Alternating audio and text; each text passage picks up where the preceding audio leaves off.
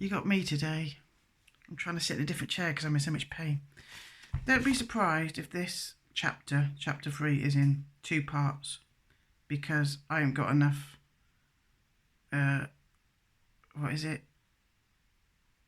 whatever, and it'll just cut out. Well, I better start talking then. So chapter 3 of The Lost Gods of England by Brian Branston. Old English Heathenism. Because of what at first sight appears to be the scarcity of heathen remains in England, some scholars have asked themselves the question, were the Old English really heathen?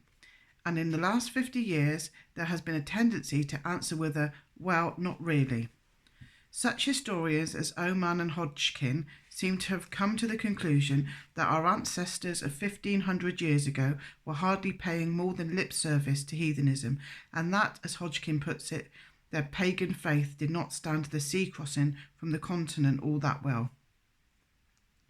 This is a point of view, and it is not easy from the available evidence to rebut it.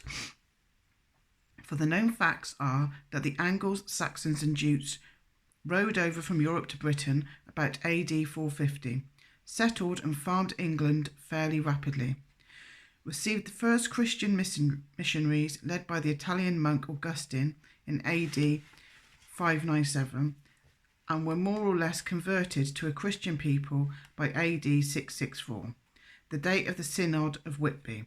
That is to say, within a couple of lifetimes of the traditional settlement by Hengist and Horsa in Thanet, Christian preachers had landed at the same spot, and within another biblical life span, the English had been converted.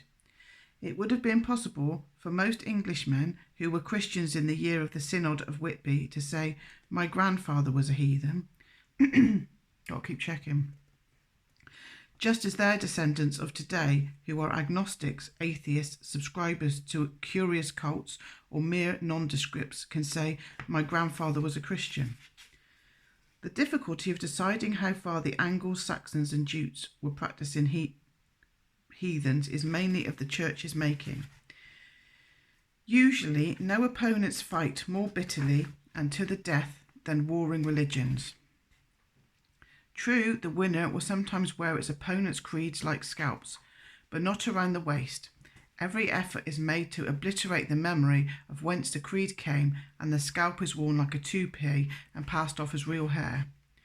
The Christian religion had done this in the very beginning, when it was struggling for dear life against a Hellenistic face of the Eastern Mediterranean, and Christ was dueling with Attis and Adonis and Osiris, and especially Mithras.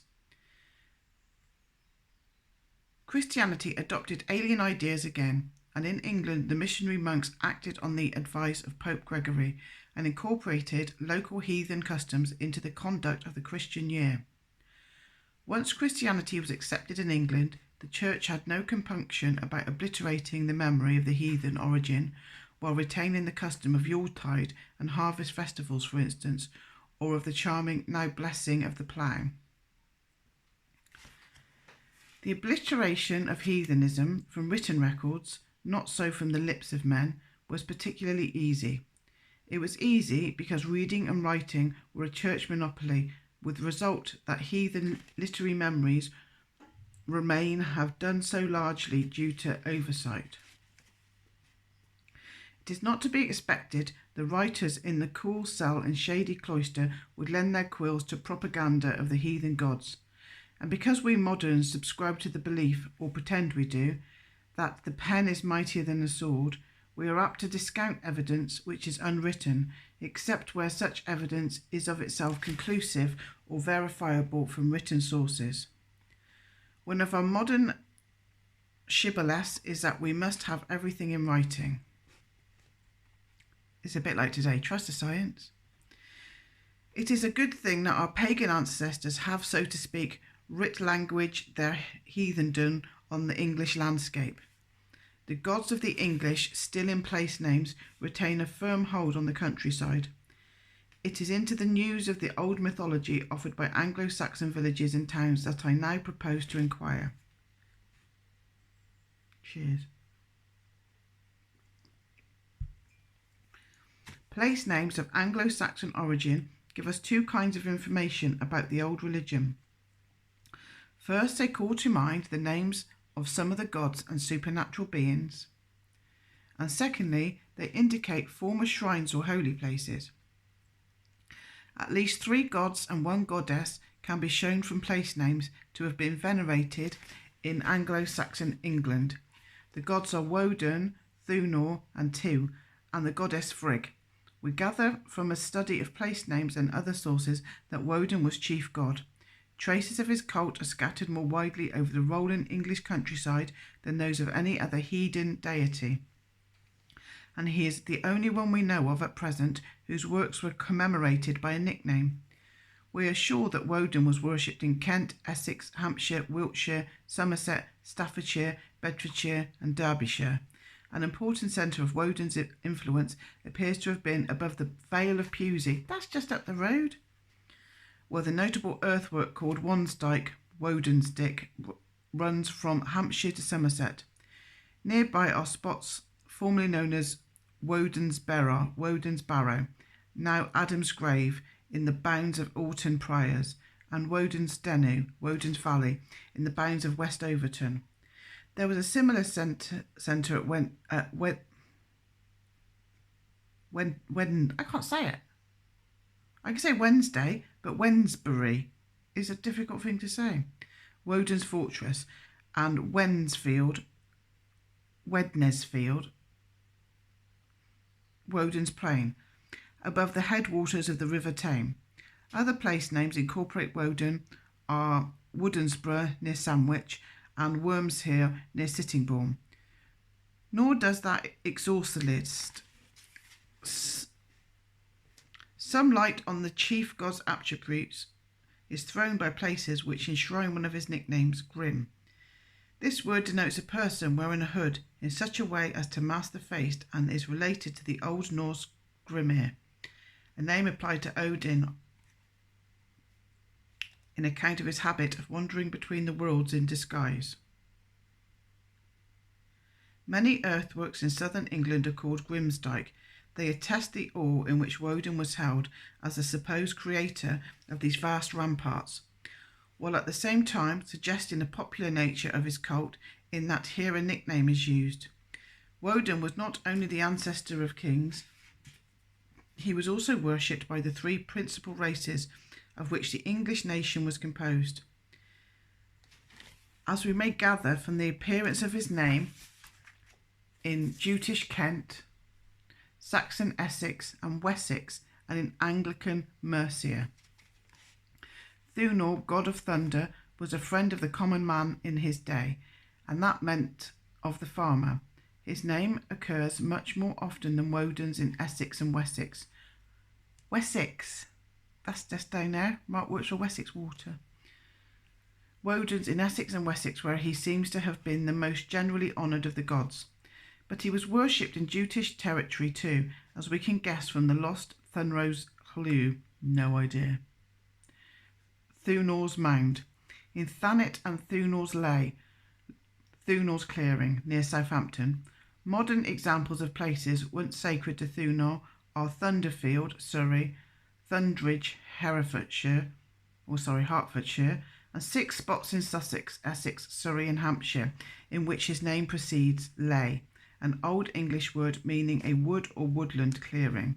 This ley we find joined also to Woden's and Tu's name, providing corroborative evidence of the Roman historian Tacitus, remarks associating the practical worship of the Germanic gods with sacred groves. The old god Tu, don't know if I'm saying that right, Tiw, was remembered at Chewsley, Surrey, and the lost Tilsley, Hampshire, and Tysmere, Worcestershire, while the village name Tysoe, Warwickshire, meaning Tu's Hill Spur, clearly refers, says Frank Stenton, to one of the projections which issue at this point from the escarpment above the Vale of the Red Horse. It is not improbable that the vale derived its name from the figure of a horse cut into the hillside as a symbol of Tu. In any case, his association with one of the most commanding sites in the southern Midlands is an impressive testimony to the importance of his cult. Frigg, mother of gods and men, is probably to be found in Free Folk, Hampshire, which has the form Frigg Folk in Domesday Book and could mean Frigg's people. I've got to have an adjustment because I've got a lot of pain. Yeah. The things I do for you. I'm doing it for me too, because this is the only time I bloody read a book. If I make a commitment to it, well, I better get on with it. I'm running out of space. In any case, his association with one of the most commanding sites in the Southern Midlands is an impressive testimony to the importance of his cult. Oh, I've just done that. Two other places in the same county of Hampshire, Froyle and Froybury, seem to have caught and held Frigg's name like a fly in amber to the puzzlement of later generations. Eckwall, in his Dictionary of English Place Names, says, their names were once identical, apparently O.E. Frail, which may be the hill of the goddess Frigg. Fryup, I want to live there. Fryup in the North Riding of Yorkshire may be the hop or marshy enclosure of Freyo, i.e. Frigg. The goddess's name also crops up in the East Riding village of Fridaythorpe. Right, we've got a picture. I'll show you the picture. A diseased man molested by one of the bands of supernatural beings believed by our ancestors to surround them. Oh, I was just talking about that in my other video. Jerry Moslinski would have something to say about that. In this case, the victim is injured by elf shot from the 9th century Utrecht. Look at that. I better hurry up because I'm going to run out of bloody space. There are a number of place names bearing witness to our ancestors' belief in supernatural beings other than gods. I'm going to do that so it stops doing that. Just ignore my hair, there's a reason why it's a mess. Beings who in some cases were enemies of the gods, Grimley and Greenhill in Warwickshire, take their first element from O.E. Grimer and mean in one case the wood and in the other the hill, haunted by a ghost or sprite. Similarly, a cliff visited by a spectre is Shincliffe in County Durham, while Showbrook, Devon, Shuckburt, Warwickshire and Shucknall, Hereford, stand for the brook or hills whose visitant is a goblin. Interesting are Thursford, Norfolk and Tewsome, Oxfordshire, with the first element from Thurs. Oh, honestly, I don't know what this means either. And meaning respectively Giant's Ford and Giant's Mare. In his History of the Anglo-Saxons, R.H. Hodkin says of the Old English giants, talked about them before, that they were not of the stuff to dream of waging war against the great gods, but he was really quite wrong, for it is evident from a couple of references in Beowulf, of which more later, that our forebearers knew the story of how the giants had attacked the gods and how they had been repaid for their temerity by being overwhelmed in a universal flood. It is a story whose details are obscured by the mists of ages and the shadows of the cloister, but, as with Wayland, still called to mind by the Northmen. The Witches' Valley is the meaning of Hascombe, Surrey, and Hescombe, Somerset, where the first element of the name Owe Hest or Hegst's witch, mythological Hegst witch. If you could see how some of these bloody words, some of them are like, ugh, some of them have got like a, can you see that?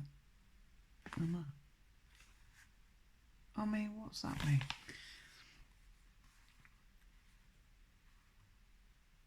Now I'm lost. Mythological animals are recorded in the lost necropole near Pershore, Nicor, water monster, and Drakelow in Derbyshire. Drachenchlaw, dragon's mound. 3 Old English words attest the strengths of heathen worship in the land by the widespread frequency with which they occur. They are called Ela, a temple, Hera or Herag, a hill sanctuary, and Weo, which means idol, shrine or sacred spot. Ela is rarer than the others, but may still be found in Alcombe near Dover. It occurred too in Ilflot, an early name of channel connecting Faversham up with the sea. Hera remains in Harrow-on-the-Sea, Middlesex, Harrowden, Bedford North Hants, Essex, Arrowfield Top, Warwickshire, and Peeper Harrow, Surrey. Commonest of all and most widely distributed is Weoh, W-E-O-H, which lives on in Kent, Willa, Wiley, lots of W's, Wheely Down, Way Hill, Weedon Beck, Weedon Lowes, Weedon, Wheely, and Patchway, Sussex. From old Icelandic literary sources, we learn that the Northmen, who were leaders of the time, were able to combine the functions of temporal chief and heathen priest under the title of Godai. It seems more than likely that the Anglo-Saxon observed the same custom by owning private shrines, for such must have been the lost Cusumweoh, a 7th century name of a place near Farnham in Surrey, the shrine of Cusa or Cussa. Similarly, there is in Sussex the already mentioned Patchway, the shrine of Paisel. Honestly.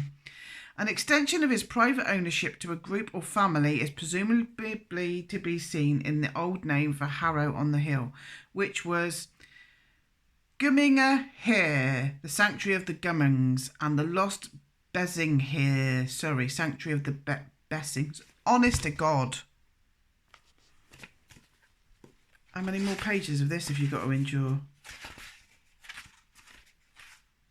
Loads, mate. Loads. I'm going to do this one in 2 parts because it's stressing me out, all these bloody words.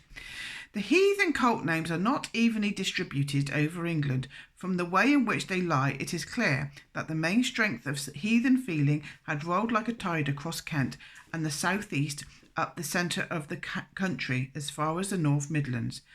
The most westerly of the known sites dedicated to the old gods is the lost Thundersfeld near Harden Hewish in Wiltshire. Oh, that's up near Chippenham, mind. We'll have to go and have a look at that. Never heard of it. Northwards, cult names are rare between the Humber and Welland, and even more rare in Northumbria and East Anglia. Such then is the evidence of village, hill and field that the Old English had strong heathen beliefs. It is evidence more than enough to provide the answer yes to Hodgkin's rhetorical question, is it possible that the gods who appear so little in their place names came much into their thoughts? A question which Hodgkin wished to answer no, wrongly as I believe. But the further evidence to which I hope to call attention now and in later chapters, the literary evidence, has lately been suspect, particularly if it is not of native origin. Scholars have handled it as though it smelled. It will be my hope to remove some of the bad odour and some of the suspicion. Read, for instance, the words of Frank Stenton, a brilliant historian of Anglo-Saxon England, who says, "In much that has been written about the subject of Old English heathenism in general, and about the gods of English heathenism in particular, scholars have drawn somewhat freely upon the abundant material which has survived from heathen Scandinavia. But the connection between English and Scandinavian heathenism lies in a past which was already remote, when the English peoples migrated to Britain. Much of the Scandinavian evidence has a sophisticated cast, and the danger of using it for the illustration of primitive English beliefs is steadily becoming clearer. It is equally dangerous to use the magical literature of the 10th and 11th centuries as a line of approach towards the English pagan pre-world, for there is the strongest possibility that the Scandinavian influence has played upon the fragments of ancient literature which it incorporates." Right, I'm going to do one little bit and then I'm going to pause it and break this one up. Miss Dorothy Whitelock, brought up in the same tradition as Sir Frank Stenton, is also sympathetic to this view. She says, "It is often held that Anglo-Saxon poetry is permeated by a strong belief in the power of fate, inherited from heathen times, and some have even seen a conflict between a faith in an omnipotent Christian God and a trust in a blind, inexorable fate. To me, this view seems exaggerated. It would be natural enough that, even while yet heathen, the Anglo-Saxons should feel that man's destiny is outside his own control. Stronger evidence would be necessary before we could assume a belief in the fate-weaving Norns at the foot of the world tree Yggdrasil, as described in the much later poetic mythology of the Scandinavians. Right, I'm going to upload that and then go again. Sorry for the nonsense that was just poured out of my mouth. I think I've just proved the conspiracy theory that we've been dumbed down. I think I've just proved it's true. I might brush my hair for the next one. I probably won't.